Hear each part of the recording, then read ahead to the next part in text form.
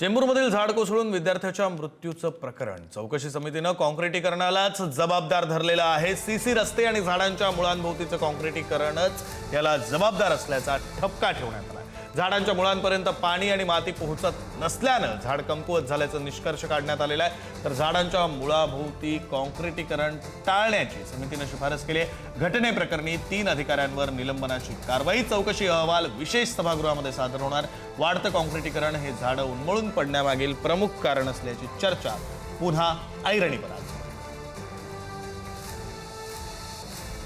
आपल्या प्रतिनिधी शिल्पा नरवडे आपल्यासोबत जोडल्या गेलेल्या आहेत। या संदर्भातले सविस्तर तपशील देतील शिल्पा।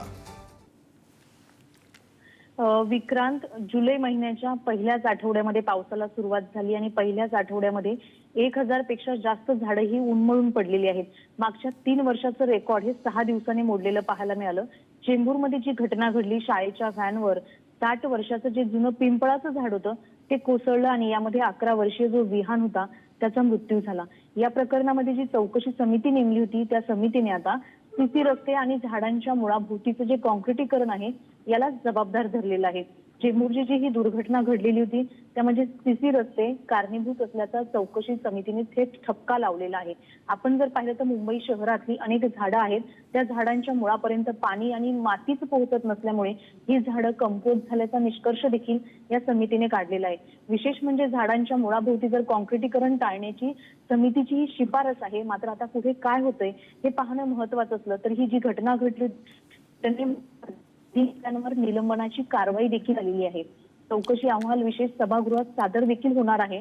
मात्र वाढते काँक्रिटीकरण असेल किंवा झाडं उन्मळून पडण्यामागील प्रमुख कारण असल्याचं देखील हा प्रश्न जो आहे तो पुन्हा ऐरणीवर आलेला आहे। कारण मुंबई शहरातली 6 दिवसात रेकॉर्ड ब्रेक झाडांचं उन्मळून पडण्याचं होतंय।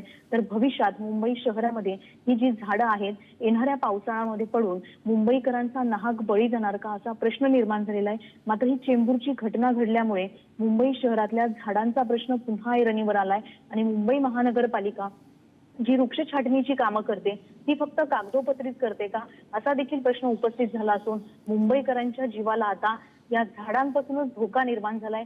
ज्या झाडांनी श्वास घेतला जातो किंवा ज्या झाडांचं अस्तित्व या शहरामध्ये महत्त्वाचं आहे त्याच झाडांना आता पुरेशी जागा देखील उपलब्ध होत नाही, माती देखील उपलब्ध होत नाही। रेतीमध्ये ही झाडं रोवली जातात आणि त्याचमुळे ही झाडं उन्मळून पडत असल्याचं मुंबईकरांचं म्हणणं आहे। चेंबूरच्या घटनेमध्ये जी समिती नेमली होती त्या समितीने देखील आता काँक्रिटीकरणाच्याच मुद्द्यावर ठपका ठेवलेला आहे।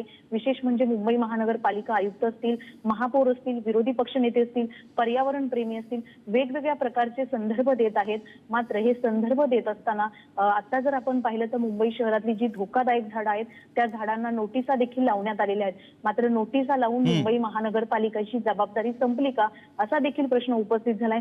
मात्र येणाऱ्या काळात हे काँक्रिटीकरणाचं झाड उन्मळून पडण्याचं जे प्रमुख कारण आहे ती चर्चा आता ऐरणीवर आलेली आहे। त्यामुळे आता झाडांच्या चर्चा ऐरणीवर आलेली आहे। आता या संदर्भात पालिका नेमकी काय कारवाई करणार हे पाहणं महत्त्वाचं असेल। धन्यवाद शिल्पा दिलेल्या सगळ्या माहितीसाठी। तुम्ही जोडलेलाच राहा, आणखी एका बातमी संदर्भात आपल्याकडून अपडेट घ्यायचं।